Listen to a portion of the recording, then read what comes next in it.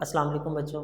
Lecture number 22 digestion in stomach हमारे topic का title है, जिसको बच्चों आगाज़ करते हैं बगैर वक्त ज़ाय किए। आप उम्मीद है कि लेक्चर नंबर 21 सुन चुके हैं और उसमें आप जो है प्रोसेस ऑफ डाइजेशन का हम आगाज़ कर चुके हैं।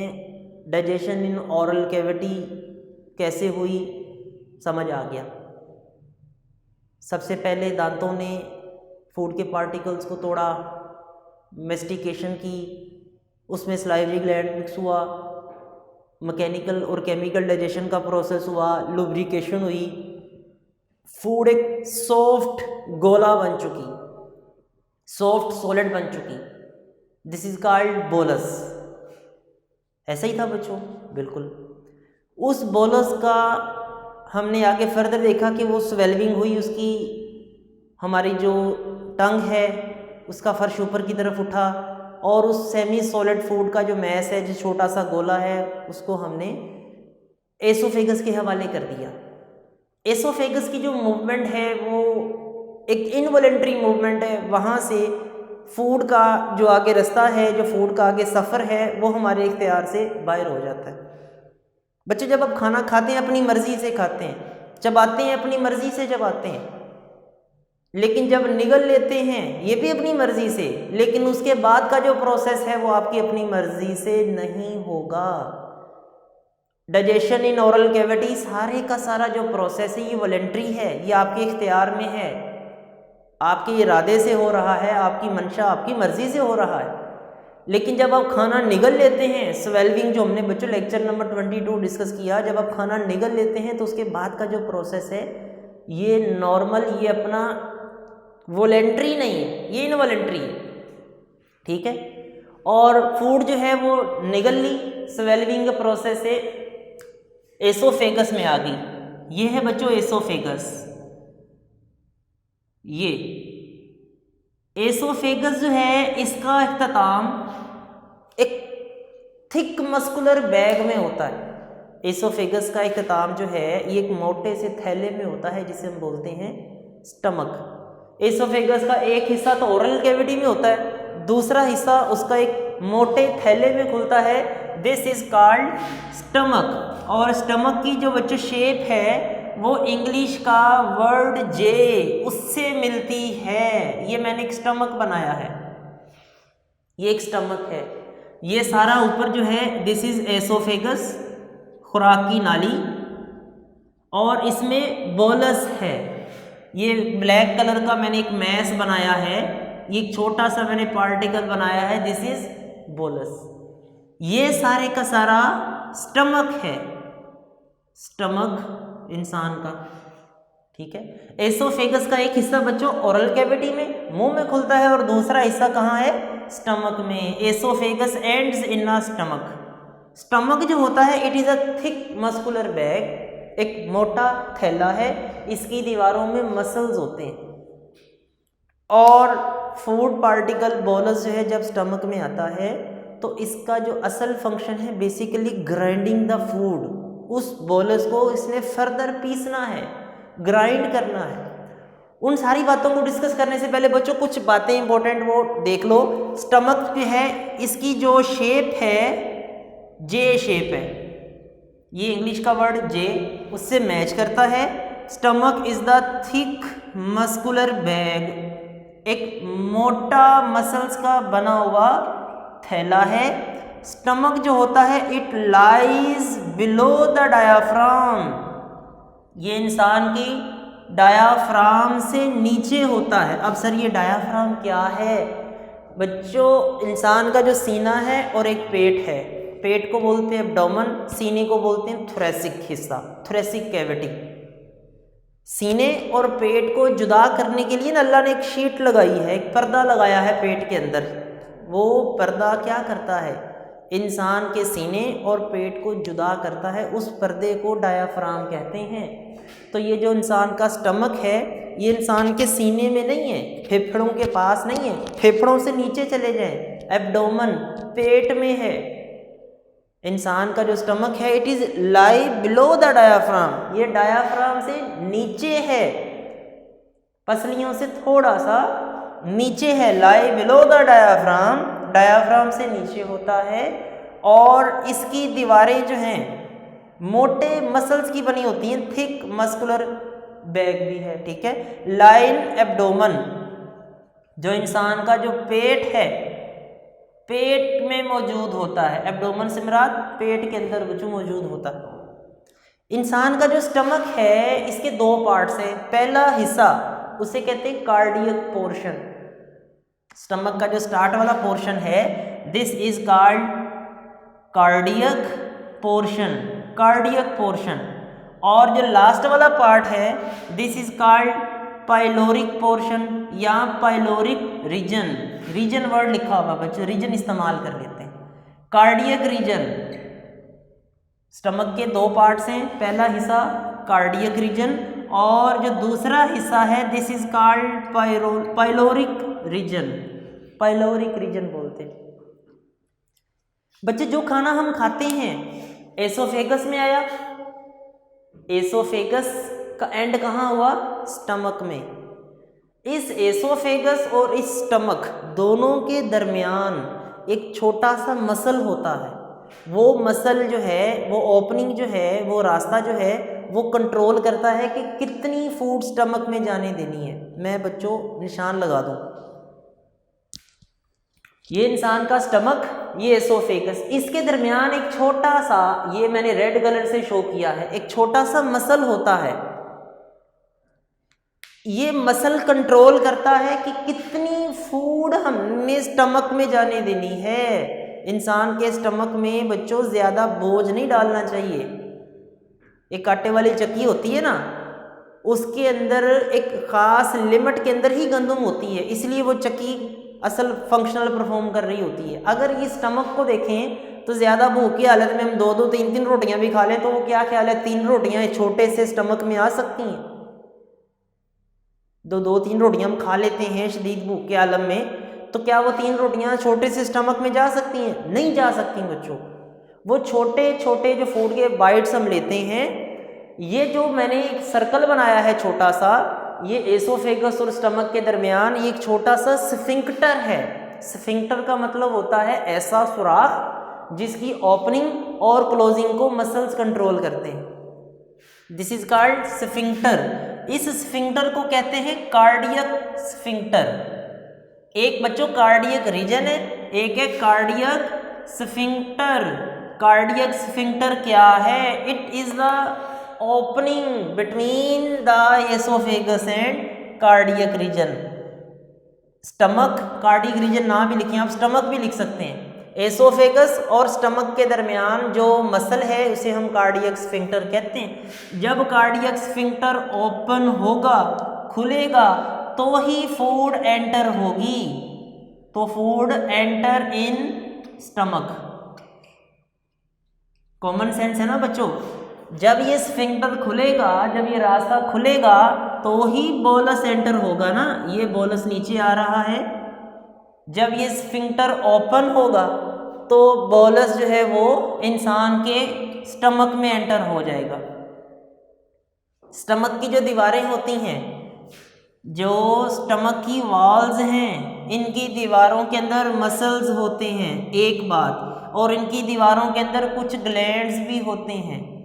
उन मसल्स का काम क्या होता है? फूड की ग्राइंडिंग करना, खुराक को पीसना, और उन ग्लैंड्स का नाम है पैंक्रियाटिक ग्लैंड। उन ग्लैंड्स को पैंक्रियाटिक ग्लैंड्स का नहीं बच्चों, पैंक्रियाटिक ग्लैंड तो पैंक्रियाज में से निकलते हैं, आई एम सॉरी। उन ग्लैंड्स को बोलते हैं गैस्ट्रिक ग्लैंड। स्टमक की दीवारों में जो ग्लैंड्स होते हैं, उन ग्लैंड्स को गैस्ट्रिक ग्लैंड्स कहा जाता है। गैस्ट्रिक ग्लैंड्स एक जूस रिलीज करते हैं, this is called gastric juice. उस जूस को गैस्ट्रिक जूस कहते हैं। गैस्ट्रिक जूस जो होता है, इसके अंदर एक एसिड होता है HCl, और इसके अलावा कुछ एंजाइम्स होते हैं जो प्रोटीन को डाइजेस्ट करते हैं। उस एंजाइम का नाम है पेप्सिन। पेप्सिन, आई रिपीट, ये जो इंसान का स्टमक होता है, स्टमक की जो दीवारें होती हैं, उसमें कुछ मसल्स होते हैं, वो मसल्स कॉन्ट्रैक्ट करते हैं, सिकुड़ते हैं। जब मसल्स कॉन्ट्रैक्ट करेंगे, जब मसल्स की कॉन्ट्रैक्शन होगी तो मसल की कॉन्ट्रैक्शन से फूड ग्राइंडिंग होती है, फूड की ग्राइंडिंग होती है। इस प्रोसेस को बोलते हैं बच्चों चर्निंग। ये जो प्रोसेस है इसे चर्निंग कहा जाता है। फूड की ग्राइंडिंग होगी और ग्राइंड करके उसको पीस दिया जाता है, this process is called churning. साथ ही क्या होता है, स्टमक की दीवारों में कुछ ग्लैंड्स भी होते हैं, जैसे इंसान के मुंह के अंदर सलाइवरी ग्लैंड्स थे, जैसे इंसान की ओरल कैविटी में सलाइवरी ग्लैंड्स हैं, वैसे ही इंसान के स्टमक के अंदर जो ग्लैंड्स हैं they are called gastric gland. मुंह में सलाइवा रिलीज करते हैं, स्टमक में गैस्ट्रिक, जो कि गैस्ट्रिक जूस रिलीज करते हैं। गैस्ट्रिक जूस में क्या क्या होता है, एक तो HCl होता है, हाइड्रोक्लोरिक एसिड। जी हाँ बच्चों, हमारे स्टमक में तेजाब होता है, HCl होता है। ये किल करता है किसको, अगर कभी हम खाना खा लें उनमें जर्म्स भी तो आ सकते हैं, जरासीम भी तो आ सकते हैं। कभी हम गंदे हाथों से खाना खा लें या हाथ साफ हो, खाना गंदा हो, रेडी वालों से लेके नान चने आलू चने खा लेते हैं तो वो जर्म्स हो सकते हैं उसमें। मुंह से तो वो बच के निकल गए, लेकिन हमारे स्टमक में जब वो खाना आता है तो उसमें जो HCl होता है, पहली बात इट किल द जर्म्स, ये सारे जरासीमों को मारता है। और दूसरा इसका काम क्या है, इसका काम है हमारे स्टमक की pH को 2 करना।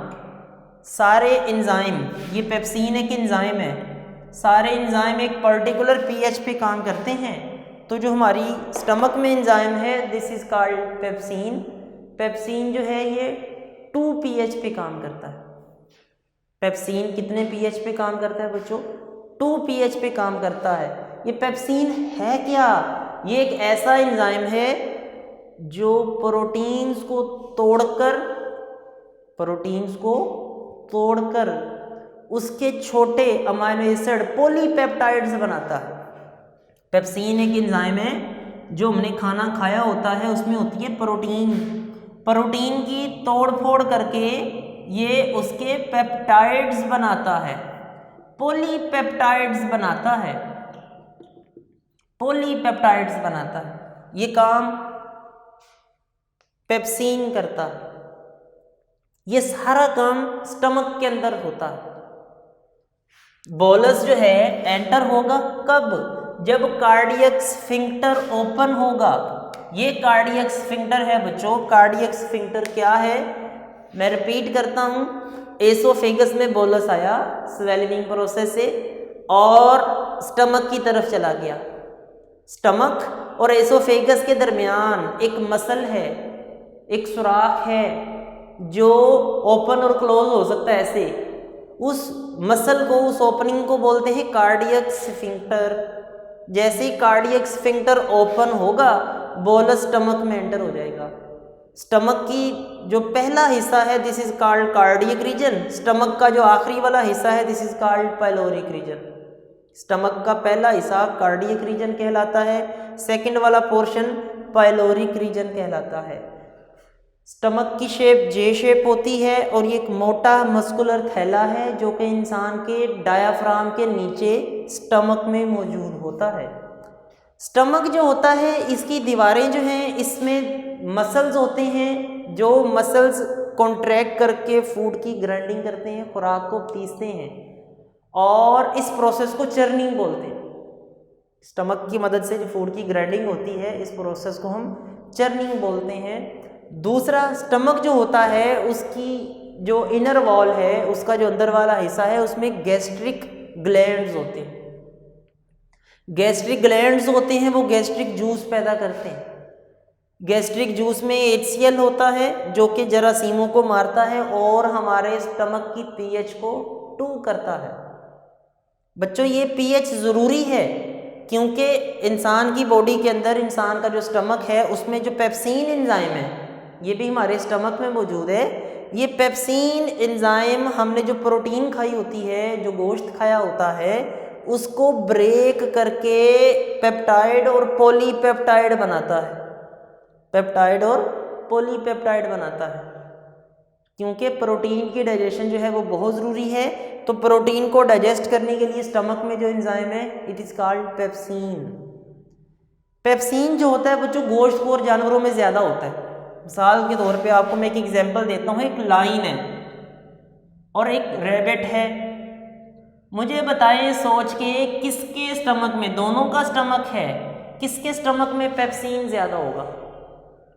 खरगोश तो गोश्त नहीं ना खाता, तो जो गोश्त खाने वाले जानवर होते हैं इनमें हाई लेवल ऑफ पेप्सिन, इनमें पेप्सिन भी ज़्यादा होगा क्योंकि इन्होंने गोश्त को डाइजेस्ट करना है, और इसमें low level of pepsin. Protein तो ये खाते हैं लेकिन इतनी अमाउंट में गोश्त नहीं ना खाते जितना लाइन खाता है, तो उसके स्टमक के अंदर पेप्सिन का लेवल भी ज़्यादा होगा।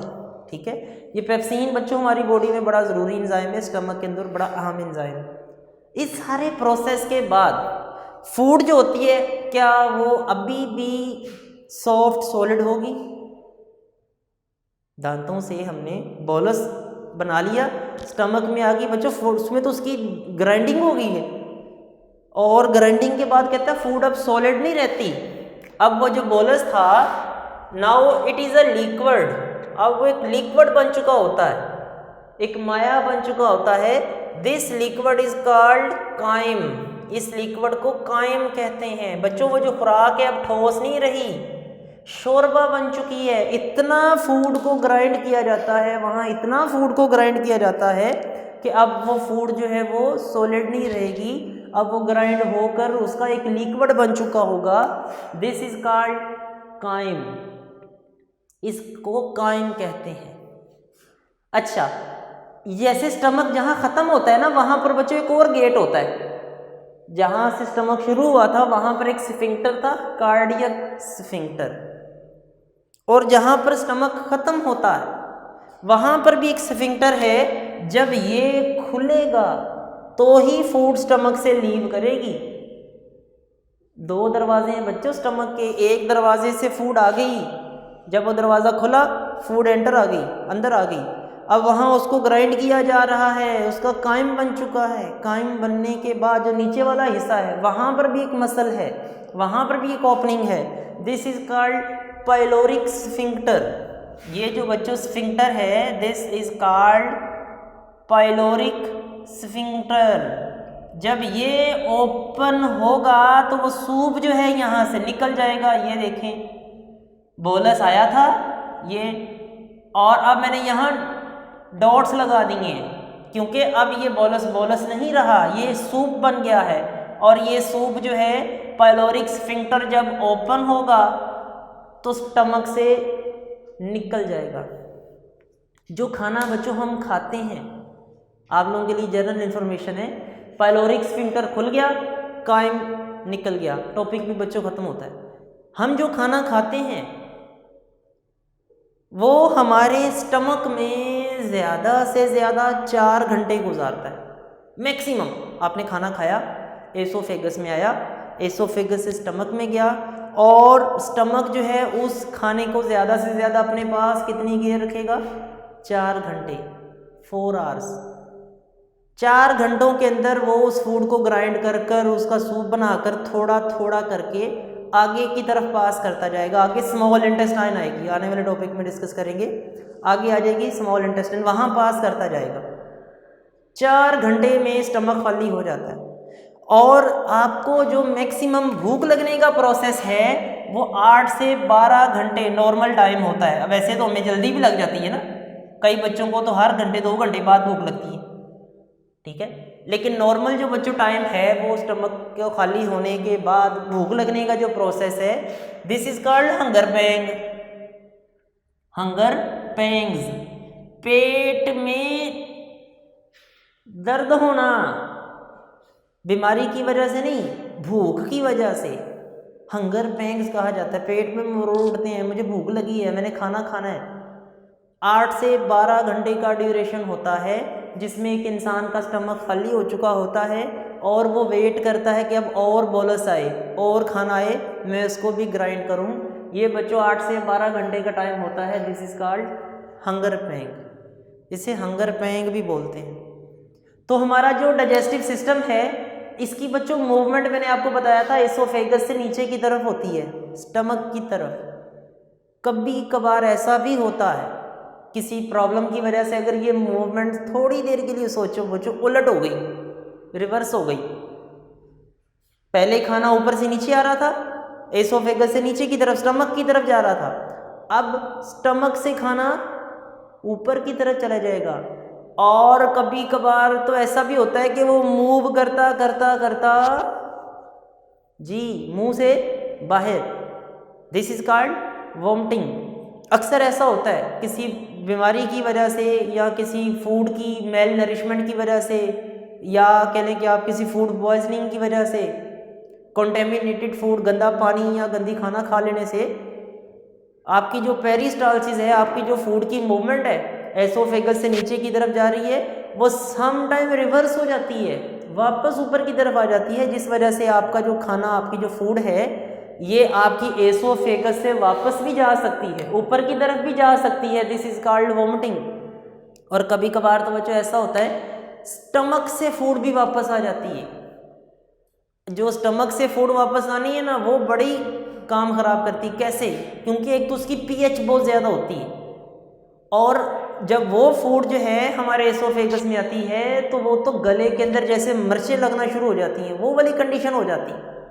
वॉमिटिंग में गले में जलन नहीं होती, क्योंकि वॉमिटिंग में जो खाना आता है वो एसोफेगस से वापस जाता है। स्टमक से जो खाना वापस आएगा, खुदा ना खास्ता किसी प्रॉब्लम पेरिस्टालसिस के उलट हो जाने की वजह से, तो वो बोलस नहीं होगा, वो कायम होगा, उसके अंदर एसिड भी होगा, उसके अंदर प्रोटीन वाला एंजाइम भी होगा, और वो तो आपके गले के अंदर शदीद किस्म की जलन का एहसास पैदा करता है, जो कि चंद मिनट्स तक रहता है। ये जो कंडीशन है इसे हम हार्ट बर्निंग बोलते हैं, चेस्ट बर्निंग भी इसको बोलते हैं। ठीक है, ये दो आपके लिए जनरल नॉलेज थे कि खाना हमारे स्टमक में ज़्यादा से ज़्यादा 4 घंटे स्टे करता है, 4 से 5 घंटे, लेकिन 8 से 12 घंटों के बाद आपको भूख लगना शुरू हो जाती है। और अगर तो ये पेरिस्टालसिस रिवर्स हो जाए तो बच्चों एंटी पेरिस्टालसिस बन जाता है, जिसकी वजह से वोमिटिंग आती है। इस सवाल के ऊपर जितनी मरतबा लिखा जाता है ना, लिखो, वेरी वेरी वेरी इंपॉर्टेंट बच्चों। ये सारे लेक्चर पूरे पूरे तैयार करने, कुछ नहीं छोड़ना। Right a detail note on stomach, पूरा तैयार करें। नहीं आता तो क्या आएगा? व्हाट इज कायम? कायम किसे कहते हैं? शॉर्ट क्वेश्चन बन सकता है। बोलस क्या है? वो तो ऊपर ही शॉर्ट क्वेश्चन बन गया। चर्निंग क्या है? ये एक अलग से शॉर्ट क्वेश्चन बन जाएगा। कार्डियक स्फिंक्टर और पाइलोरिक स्फिंक्टर क्या है? ये भी शॉर्ट क्वेश्चन बन गया। कार्डियक स्फिंक्टर वो ओपनिंग है जो एसोफेगस और कार्डियक स्टमक के दरमियान है, जो स्टमक और स्मॉल इंटेस्टाइन के दरमियान है वो पाइलोरिक है।